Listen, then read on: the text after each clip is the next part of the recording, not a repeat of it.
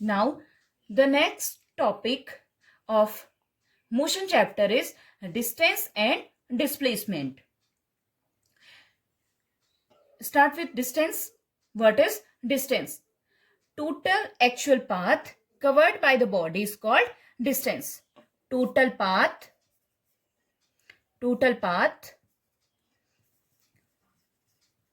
covered by body is called distance. Suppose a body moves from position A to C. A to C. Here I mention A and here C. Suppose a body moves from position A to C through B. यहां पे हमारा B point है और assume कर रहे हैं ये है 5 किलोमीटर और ये 3 kilometre. Okay, so the distance equals to total path, first path and second path. So here AB plus BC equals to 5 plus 3. That means 8 kilometre. जितना आप किसी एक पोजीशन से, या अगर आपकी इनिशियल पोजीशन है जहां से हम स्टार्ट कर रहे हैं और ये हमारी फाइनल पोजीशन है, तो इनिशियल पोजीशन से फाइनल पोजीशन में पहुंचने में बॉडी जिस पाथ को फॉलो कर रही है उस पाथ की टोटल लेंथ क्या कहलाती है? डिस्टेंस कहलाती है. इस एग्जांपल में बॉडी ने 2 पाथ फॉलो किए थे, 1, 2, तो हमने इन दोनों को ऐड किया और हमारी वैल्यू आई 8 किलोमीटर. क्लियर? नाउ इससे पहले वीडियो में हमने 2 क्वांटिटी के बारे में डिस्कस किया था, scalar quantity and vector quantities. अगर क्लियर नहीं है इससे पहले वाला वीडियो देख सकते. ठीक है, फिजिकल क्वांटिटीज. अब डिस्टेंस कैसी क्वांटिटी है?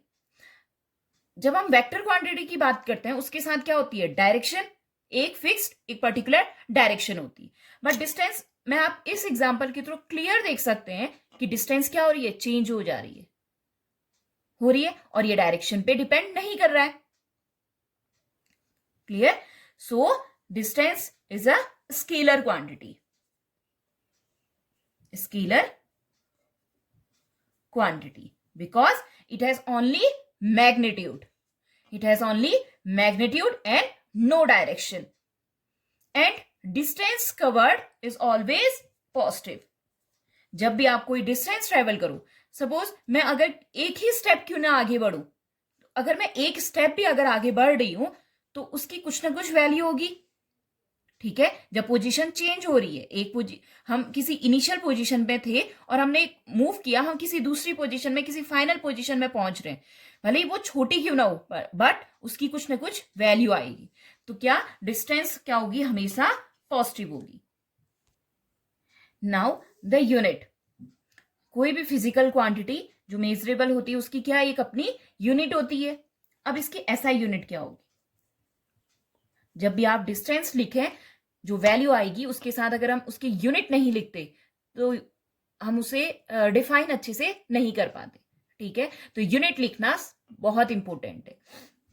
तो what is the unit, SI unit of distance? अब जब आप इस पाथ की लेंथ ले रहे हो तो हम मतलब मेजर क्या कर रहे हो? पाथ में लेंथ मेजर कर रहे हो. और लेंथ क्या है? लेंथ की यूनिट क्या होती है? मीटर. तो डिस्टेंस की एसआई यूनिट क्या होगी? Metre.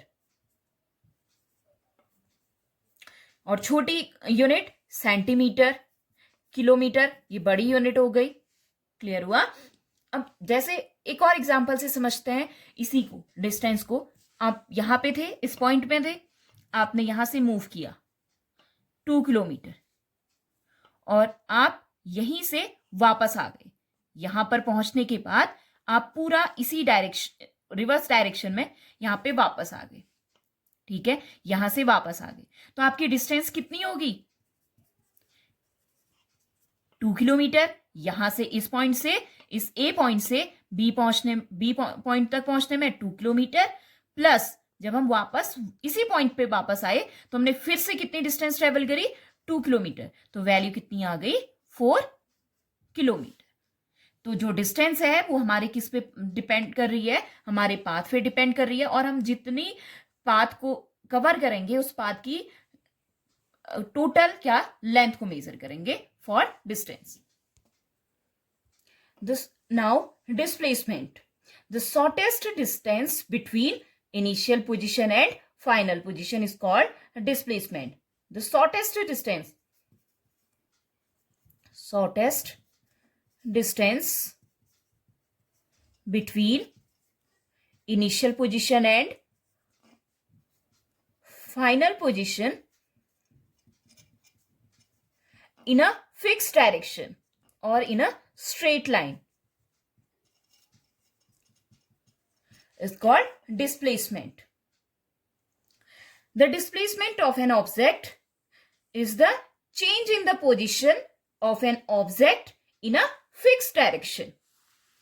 And as displacement has both magnitude and direction, so it is a vector quantity.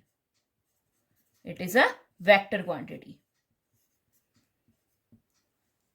And SI unit metre, because ये भी तो एक लेंथ है, आप लेंथ ही तो मेजर कर रहे हैं, तो SI यूनिट डिस्प्लेसमेंट की मीटर होगी. एंड डिस्प्लेसमेंट में be positive, negative and zero. For example, इससे पहले जो डिस्टेंस वाले डिस्टेंस जब समझाया है उसमें हमने एक एग्जाम्पल लिया. हम क्या कर रहे थे, ए पोजीशन थी और हम सी पोजीशन में पहुंचे बी से होकर. ठीक है, ये 5 किलोमीटर एंड 3 किलोमीटर. अब इसमें डायरेक्शन चेंज हो रही है. अब डिस्प्लेसमेंट क्या होता है, ये हमारी फाइनल पोजीशन है और ये इनिशियल पोजीशन है. तो फाइनल पोजीशन और इनिशियल पोजीशन के बीच की shortest distance in a fix direction और इन अ स्ट्रेट लाइन. तो जब मैं इसे मिला रही हूं, स्ट्रेट का कहने का मतलब हम आंख की सीध को लेकर चलते हैं. ठीक है, तो जब मैंने इसको मिलाया, ये क्या हो गई, इनके बीच की शॉर्टेस्ट डिस्टेंस, और यही इसके लिए क्या हो गई, डिस्प्लेसमेंट. और ये क्या है, एक पर्टिकुलर डायरेक्शन में. अब इसमें क्लियर देख रहे हैं, बात किसकी हुई है, डायरेक्शन की. और जबकि डिस्टेंस में हम बार डायरेक्शन की नहीं कर रहे हैं. क्यों, क्योंकि हर बार डायरेक्शन चेंज हो रही है. और डिस्प्लेसमेंट में एक पर जो वैल्यू है, सपोज इसकी वैल्यू अगर 6 किलोमीटर है, 6 किलोमीटर है, तो 6 के साथ साथ क्या है, एक इंडिकेशन है, एक पर्टिकुलर रेफरेंस दिया हुआ है एक डायरेक्शन का. So displacement is a vector quantity. And आप इस वाले को, इस जो ये बात है, इसको आप डिस्प्लेसमेंट नहीं कह सकते. क्यों, क्योंकि डायरेक्शन क्या हो रही है, चेंज होती जा रही है. क्लियर हुआ? Now I am going to explain the distance and displacement with the help of this picture. Here I mentioned the initial position and here the final position. आपको इस स्टेशन से इस स्टेशन में पहुंचना है और हमने 3 पाथ लिए हैं. I follow 3 path, way 1, way 2 and way 3. And I consider the length of one sketch pen equals to 1 kilometer and for the smaller one 0.5 kilometer. In path 1, when I move from initial position towards final position, here I take 3 sketch pen. So the length of the path is 3 kilometer, 1 kilometer, 2 kilometer, 3 kilometer. So the length of the path 1 is 3 kilometer. And for the path 2, the way 2, इस path को follow करते हुए जब मैं इस final position, इस station में पहुंच रही हूं, तो here I take 1, 2 and 3 sketch pen. So the length is 1 kilometer, 2 kilometer and 0.5 kilometer. So the total length of this path is 2.5 kilometer. And now the third path, I take 2 sketch pen. So the length is 1 kilometer and 0.5. So the total length of this path is sorry 1.5 kilometre. अब आप इसमें clear देख सकते हैं क्या हो रहा है, स्टेशन सेम है, initial position and final position, पहुंचना इस पॉइंट से इस पॉइंट पर है। जब मैं पाथ 1 को फॉलो कर रही हूं, मैंने कितनी डिस्टेंस ट्रेवल करी, 3 किलोमीटर। जब मैं इस पाथ को फॉलो कर रही हूं तो लेंथ कितनी आई, 2.5 किलोमीटर, वेरी कर रहा है। और जब मैं पाथ 3 को फॉलो कर रही हूं तो लेंथ कितनी आई, 1.5 किलोमीटर। ठीक है, 1.5 किलोमीटर। अब इसमें क्या है, जो हमारा डिस्टेंस है वो क्या होती है, total length of the path covered by the body. और हर सिचुएशन में ये सब क्या है, लेंथ ही तो है। और हर सिचुएशन में, हर पाथ में क्या हो रही है, लेंथ अलग अलग आ रही है। तो एक पॉइंट तो यहां पर से क्लियर हो गया कि डिस्टेंस क्या होती है, पाथ पे डिपेंड करती है। हम जिस पाथ को फॉलो करते हैं उस पर डिपेंड करती है, क्योंकि स्टेशन 1 से 2 पर पहुंचने पर वैल्यू अलग अलग आ रही है, लेंथ अलग अलग आ रही है। तो ये किस पे डिपेंड कर रही है, पाथ पे डिपेंड कर रही है। अब जो छोटी वाली डिस्टेंस आई 1.5, अब देखो ये है क्या, एक स्ट्रेट लाइन में है और हम ये कह सकते हैं एक फिक्स डायरेक्शन में। इन पाथ 1 और पार्ट 2 में क्या हो रही है, हर बार डायरेक्शन चेंज हो रही है। तो हम इसे तो डिस्टेंस ले ही नहीं सकते। ठीक है, डिस्टेंस हमने इसे क्यों लिया, क्योंकि ये पर्टिकुलर स्ट्रेट लाइन में है, स्ट्रेट लाइन में है और क्या है, एक फिक्स डायरेक्शन में। सॉरी, डिस्टेंस नहीं, डिस्प्लेसमेंट। तो डिस्प्लेसमेंट क्यों ले रहे हैं, एक फिक्स डायरेक्शन में। ठीक है, और डिस्प्लेसमेंट क्या होती है, the shortest distance between final position and initial position in a fix direction. Clear हो गया। You know that the distance always greater or equal to displacement. How? Greater. अब सपोज मैं इन 3 स्केच पेन को इसके equal ला रही हूं। ठीक है, मैंने क्या किया, इसको इसी के पैरेलल रखा है और इसको भी इसी के पैरेलल में रख रही हूं, और कॉन्सेप्ट समझने की कोशिश करना। ठीक है, इस स्केच पेन को भी मैंने आगे बढ़ा दिया। लेंथ वो ही थी जो 3 किलोमीटर हमने लिया था, अज्यूम किया था, या वे 2 है तो 2.5, जो 2.5 किलोमीटर था मैंने उसी को कर्व ना देकर स्ट्रेट आगे की ओर कर दिया है। ठीक है, स्टेशन 2 में पहुंचने तक 2.5 था। अब देखो हुआ, हमारी डिस्प्लेसमेंट की वैल्यू यहीं तक थी और ये इससे क्या हो चुकी है, एक्स्ट्रा हो गया है हमारे लिए। ठीक है, तो डिस्टेंस क्या होती है इस कंडीशन में, डिस्टेंस क्या है, डिस्प्लेसमेंट से बड़ी है। ठीक है, for path 1 and path 2 I can not say that distance and displacement are equal. और हम इनको डिस्टेंस को ही डिस्प्लेसमेंट नहीं ले सकती हूँ। क्यों, क्योंकि डायरेक्शन क्या हो रही है, हर बार दोनों पाथ में चेंज हो रही है। बट जो थर्ड पाथ है उसमें क्या है, एक पर्टिकुलर फिक्स डायरेक्शन है। अगर कोई इसी पाथ को फॉलो कर रहा है, ठीक है, इसी पर्टिकुलर पाथ 3 को फॉलो करेगा, तो उसके लिए मैंने ये स्केच पेन हटा दी। ठीक है, अब इसी पर्टिकुलर एक फिक्स डायरेक्शन में इसने क्या किया, इनिशियल पोजीशन से फाइनल पोजीशन में इसको पहुंचना था, तो इसने केवल ये रूट फॉलो किया। अब इस रूट में जब ये यहां से इसमें पहुंच गया, इस पोजीशन में पहुंच गया, इसके लिए डिस्टेंस एंड डिस्प्लेसमेंट इक्वल होंगे। कैसे, ये इसकी पाथ है ना। अब इसने जो डिस्टेंस ट्रेवल करी 1.5 किलोमीटर की डिस्टेंस ट्रेवल करी, total length of the path या total length of the path covered in its entire journey. तो इसने ये 1.5 किलोमीटर की जर्नी जो ट्रेवल करी वो इसके लिए क्या हो गई, अभी डिस्टेंस हो गई। डिस्टेंस कितनी आई, 1.5। अब ये इसकी फाइनल पोजीशन है और ये इसकी इनिशियल पोजीशन है। और हम क्या कहते हैं, डिस्प्लेसमेंट क्या होता है, the shortest distance between final position and initial position. Final वही है, इनिशियल भी वही है। जब हम इसमें से माइनस करेंगे वैल्यू वही आई 0.5, और वैल्यू स्केचमेंट मेरे को कुछ एक्स्ट्रा इसमें ना ऐड करना पड़ा ना कुछ हटाना पड़ा। ठीक है, तो यहां इस केस के लिए क्या हो गया, जब एक फिक्स डायरेक्शन में है, जब वो उसी पाथ को फॉलो कर रहा है, तो और इनिशियल और फाइनल पोजीशन चेंज नहीं हो रही है, तो डिस्टेंस और डिस्प्लेसमेंट क्या होंगे, इक्वल होंगे।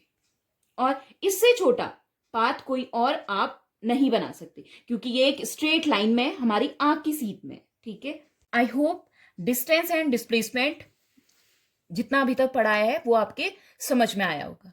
अब जो इम्पोर्टेंट है कि डिस्प्लेसमेंट कैसे पॉजिटिव, नेगेटिव एंड जीरो है, इसे मैं नंबर लाइन के थ्रू समझाने की कोशिश करती हूँ, क्योंकि इसमें आपको क्लियर डायरेक्शन का रोल पता चलेगा।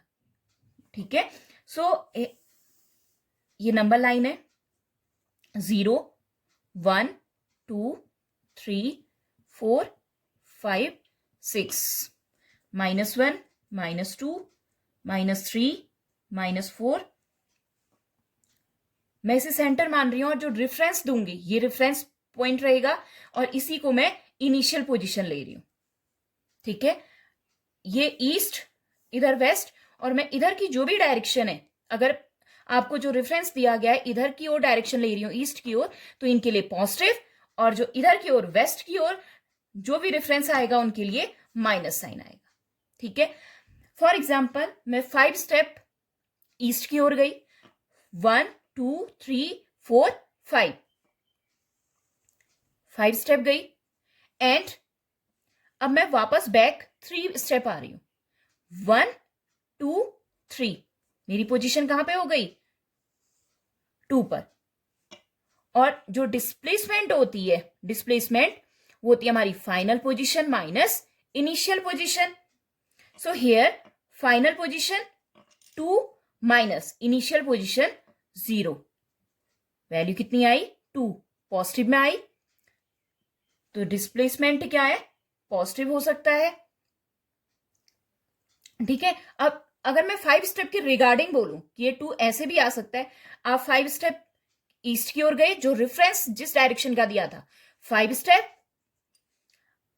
लेकिन अगर मैं 3 स्टेप बोलूं, मैं आपको जाना था 3 स्टेप आगे जिस डायरेक्शन में बोल रही हूं, बट आप उस डायरेक्शन में ना आके दूसरी डायरेक्शन, देखिए ये डायरेक्शन थी, आपने डायरेक्शन क्या कर दी? चेंज कर दी, 1 2 3, तो डायरेक्शन अपोज कर दी है, तो उसके लिए क्या आया? Minus sign. माइनस कितने स्टेप गए? 1 2 3, तो वैल्यू कितनी आई? 2, और आ किस में रही है? पॉजिटिव में। ठीक है, तो यूनिट मान सकते हैं। ठीक है, तो ये डिस्प्लेसमेंट क्या आ गया? पॉजिटिव। अब कैसे निगेटिव आया? सपोज आप यही 5 स्टेप यहां पे गए और अब आप 1 2 1 2 3 4 5 6 7 8 स्टेप बैक आ गए। ठीक है, अब आपकी फाइनल पोजीशन कहां पे हो गई? -3 पे। अब ये बैक क्यों? क्योंकि जो रेफरेंस था, रेफरेंस यहां पे माना था, डायरेक्शन यहां थी पॉजिटिव, आप उस रेफरेंस डायरेक्शन के अपोजिट आ चुके हैं। आए, तो final position minus initial position -3। मैं माइनस जो लेंथ होती है आप उसको कभी भी माइनस में नहीं लिखते हैं ना, बट यहां पे क्या हो गया है? डायरेक्शन चेंज हो चुकी है। जो डायरेक्शन आपको बताई गई थी आप उसकी रिवर्स डायरेक्शन में आ गए, अपोजिट डायरेक्शन में आ गए, तो माइनस साइन आया। Final position minus initial position, get -3।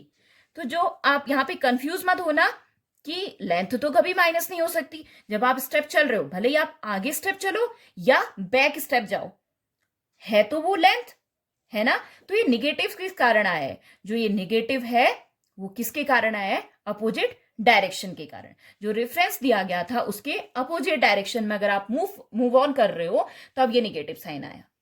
Clear हुआ? अब इसे दूसरी तरीके से समझा रही हूं। हम पहले गए 5 स्टेप, गए 1 2 3 4 5। अब ये किस डायरेक्शन में गए? जो डायरेक्शन आपको बताई गई थी, ये डायरेक्शन की रेफरेंस दिया था जिस डायरेक्शन का, तो इसके लिए जिस डायरेक्शन में गए हैं उसी डायरेक्शन को फॉलो किया, तो +5। अब आपसे 8 स्टेप चलने को कहा था, लेकिन आप उस डायरेक्शन को चेंज करके उल्टा आ गए। कितने स्टेप आए?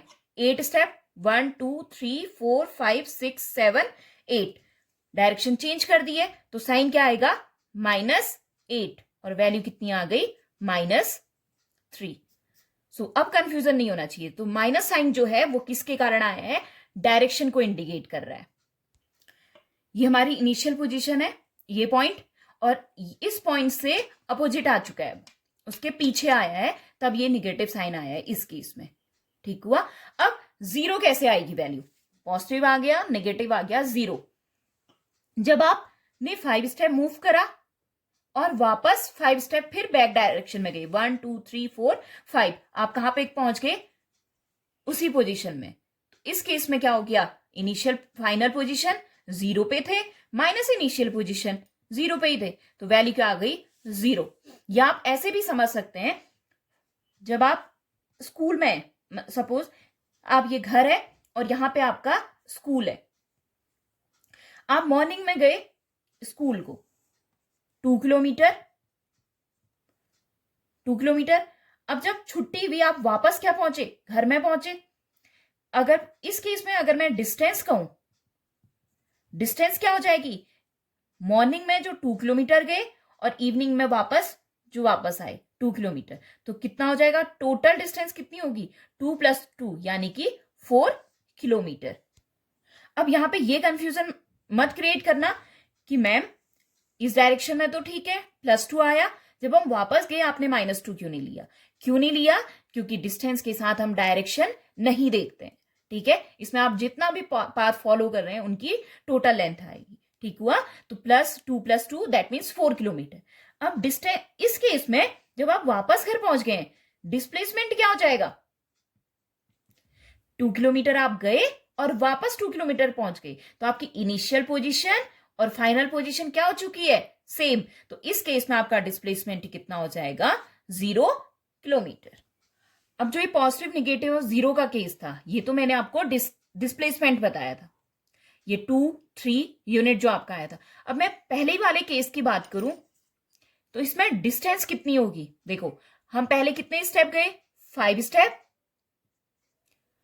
अब डायरेक्शन का रोल नहीं है, जब आप बैक आ रहे हैं तो माइनस साइन नहीं लोगे डिस्टेंस में, क्योंकि डायरेक्शन का रोल नहीं है। तो 5 स्टेप, फिर आप 3 स्टेप गए, 1 2 3, सो 5 + 3 दैट मीन्स 8 किलोमीटर, 8 यूनिट।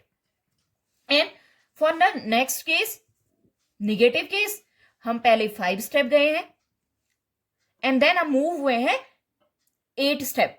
अब यहां पे -8 मत लेना इसकी तरफ, क्योंकि यहां पे डिस्प्लेसमेंट का केस है, डायरेक्शन रिवर्स हुई है, डिस्टेंस में डायरेक्शन का रोल नहीं है। तो हमने क्या लिए, 8 स्टेप इसमें ऐड और करें, तो टोटल डिस्टेंस कितनी आएगी इस केस में, 8 + 5 13 unit, okay. And for zero, इस केस में जब आप क्या हुआ, 5 स्टेप मूव ऑन हुए आगे एंड बैक 5 स्टेप आए, इस केस में तो क्या हो जाएगा, डिस्प्लेसमेंट 0 हो जाएगा, बट डिस्टेंस कितनी होगी, 5 स्टेप आप आगे मूव हुए, 5 स्टेप बैक हुए, डायरेक्शन हमें लेनी नहीं है, तो 5 + 5 that means 10 unit. Now the most important question is difference between distance and displacement. मतलब जितना कॉन्सेप्ट आपने समझा, सारे डिफरेंस वहीं से आएंगे। डिस्टेंस क्या होती है, total length of the path, and displacement shortest distance between initial position and final position. Second difference, distance is scalar quantity and displacement is a vector quantity. Third difference, distance measure always positive and displacement can be positive and negative. Fourth one, distance cannot be zero whenever the body is in motion. जब body move करेगी वो क्या होगी, आप zero value नहीं आ सकती है, but displacement zero हो सकता है। डिस्टेंस पाथ पे डिपेंड करती है, पाथ के अकॉर्डिंग ही उसकी लेंथ चेंज हो रही है। तो डिस्टेंस पाथ पे डिपेंड करता है एंड डिस्प्लेसमेंट पाथ पे डिपेंड नहीं करता है। And displacement always greater and equal to displacement, and displacement could be less than distance.